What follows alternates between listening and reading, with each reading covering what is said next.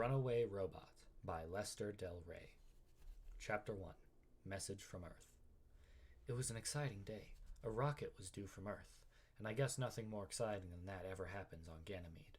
Well, maybe when a manned spaceship comes in, it is more exciting, but a rocket is pretty important too. The unmanned rockets brought supplies and messages from Earth and took back our herbs and fungi.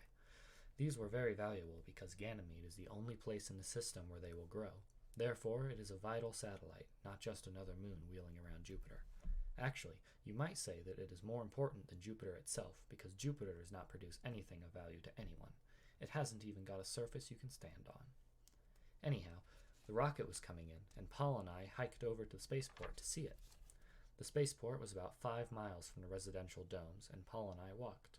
We could have used Paul's skimmer, but we like to walk because you pass by the caves on the way to the spaceport, and the land is very rough there. It is too rough to skim low, and Paul's father, who is the governor of Sun Valley, forbids Paul to skim too high because it could be dangerous. Paul is a boy, of course. He is 16 years old, and he has been on Ganymede with his mother and father and his younger sister Jane since he was 3. I am Rex, Paul's robot. There are quite a few robots on Ganymede, over 100 here in Sun Valley alone.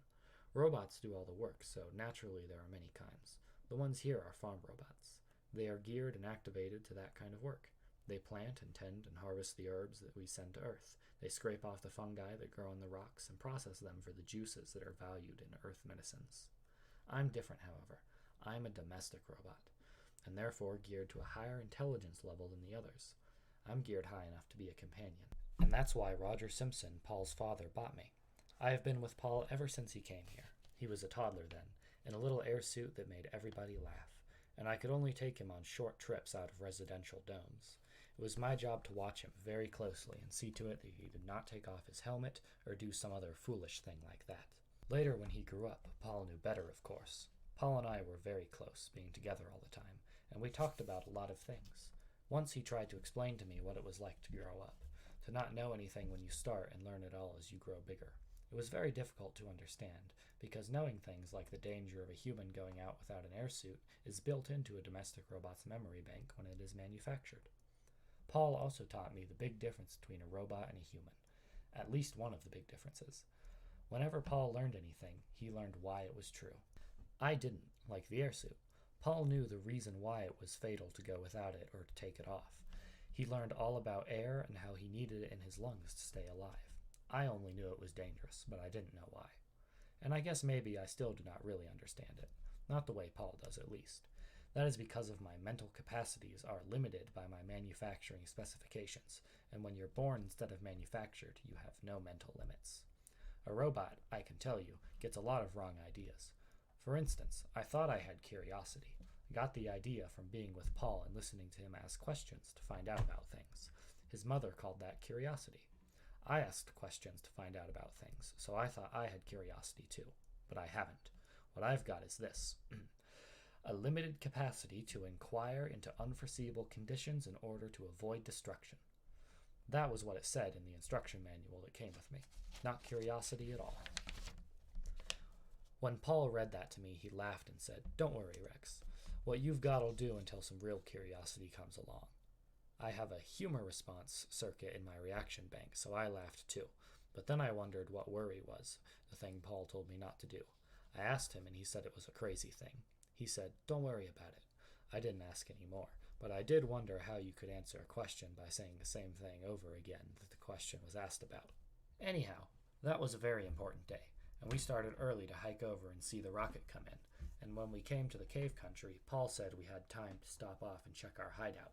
"Do you think someone might have found it?" I asked. "Hardly. It's pretty well hidden, but there's always a chance. It's the near hideout, remember." By that he meant that it would have been easier for somebody to find than the far hideout. We had 2 of them. The far hideout was in the waste country on the Jupiter side of Sun Valley, about 15 miles away. Paul told me directions are always figured in relation to the mother planet because Ganymede doesn't revolve on its own axis. It went around the mother planet about once a week, but always with the same surface facing it. This axis business was hard for me to understand, but I finally got it. Some satellites spin like tops, Paul said, and I wondered why they bothered to do that, but I didn't ask. Stopping off at the hideout turned out to be a good thing because I had trouble, and it was lucky that it happened there. Our hideout is a cave in one of the jagged valleys in that area, and would have been very hard for anyone to find because there are many of them. Paul marked ours by putting a very small sign at the mouth of the valley, a sign that read, Hollywood and Vine. That is a place on Earth, Paul told me, a place he'd learned about from the entertainment tapes that come up on the rockets. In fact, the name of the whole Ganymedean settlement that Paul's father governs, the planet, the farms, the residential domes, and the spaceport, is named Sun Valley, after another place on Earth. Earth is the place all the humans on Ganymede want to go back to. Once I asked Paul what Earth was like, and he looked excited and said, like heaven, I guess. But I didn't know what heaven was either, so that didn't help much. Over the cave, Paul had cut in very small letters, Open Sesame. He got that out of one of his books, one that had fairy tales written on it. I don't know what fairy tales are. A flat stone closed the cave tight. When we were inside, we could make it a vacuum by packing dirt around the edges, and we did this sometimes so Paul could use his portable air unit and take off his suit. But we didn't do that on this particular day, because as soon as I got inside the cave, I stopped and said, Problem. This was our signal. When I said trouble, it meant something was wrong with me. Immediately, Paul began checking. In a minute, he said, Oh, you've gone blind. By word association, I knew what he meant. I'd blown out the refractor bulb in the front of my control box. The box that stands on my torso box the way Paul's head stands on his shoulders. It may seem funny to you with your human brain that I didn't know what was wrong with me, but that's how it is with a robot. I am not patterned to diagnose. I only know when I don't work right. Then it's up to the humans to figure out what's wrong and fix it. Lucky we came to the cave, Paul said. I've got some spare parts here. He unscrewed the faulty bulb and put in a new one. He had tried to explain to me about seeing, what seeing is, but I never quite got it. He says that I have the capacity only for black and white, and that someday he'll give me a color refractor bulb, and then I'll see color. That will be fine, except I don't know what color is.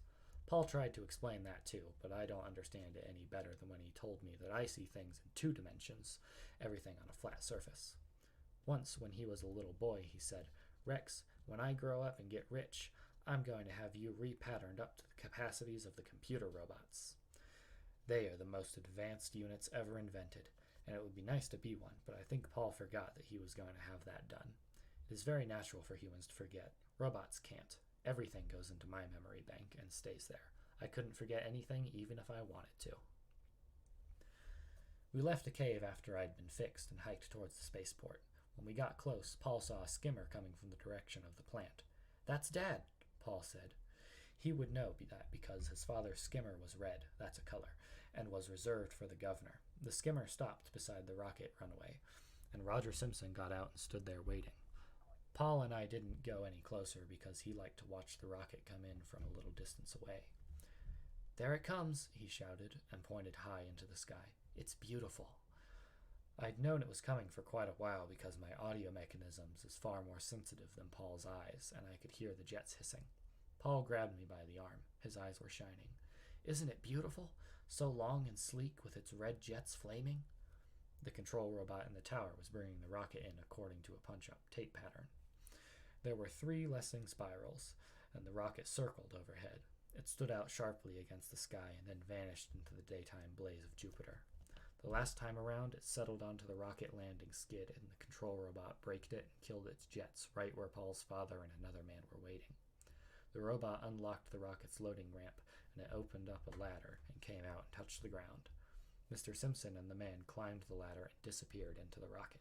Paul dropped down and sat cross-legged as he stared at the rocket. They'll take out the supplies and fill it with Earth cargo, he said. They'll launch it again, and it will travel 1,000,000 miles an hour, straight and true, to its port of call on Earth. I'd like to be aboard. You'd die, I said. Paul frowned. Of course I'd die. There's no air in a rocket. I was speaking figuratively. I said, Oh, you'd mean you'd like to ride the rocket if it had air? Something like that, he replied impatiently, his attention on the rocket. Paul got impatient with me once in a while, mainly when he was concentrating on something and I interrupted with stupid questions. He did not look like his father. Roger Simpson was heavy-set and very robust and healthy-looking, very handsome by human standards. But Paul was somewhat thin in his body. They said this was because he'd grown up under the lower gravity on Ganymede. He was light-complexioned and had hair that was light brown, although I was never able to see the color. He had a thin, sensitive face that could change expression very rapidly. His face brightened up very suddenly when he got excited about something that pleased him. And he got very excited now as his father came rapidly down the ladder from the hold of the rocket. Mr. Simpson was carrying a paper in his hand. He looked in our direction and waved it, calling, "Paul, come over here. Come quickly. We've got to get home quickly. Your mother will want to hear the news." Paul sprang to his feet. "What news, Dad?" Mr. Simpson didn't answer. He stood there reading the paper while Paul ran towards the rocket, and I ran along behind him, trying to keep up. I can run fast, but not as fast as Paul. If I try to run too fast, I fall down, which annoys Paul, for he has to stop and help me back on my feet. I didn't get to the rocket as quickly as Paul, and when I got there, Paul was repeating his question, "What news, Dad?" But his father only smiled and made a playful pass at Paul's chin with his fist. "Suppose we wait. We'll go home and we'll break it to your mother and your sister and you all together. You wouldn't want to take unfair advantage of them, would you?" I got the idea Paul wouldn't have minded at all, but he couldn't admit it. "Come on," Mr. Simpson said. "Get into the skimmer and we'll head straight for the dome." A robot crew geared for unloading was already marching double file toward the rocket ramp. They moved on a wide caterpillar-type roller under their torso boxes. There was an endless chain studded by rubber cleats that took them anywhere they were to be sent.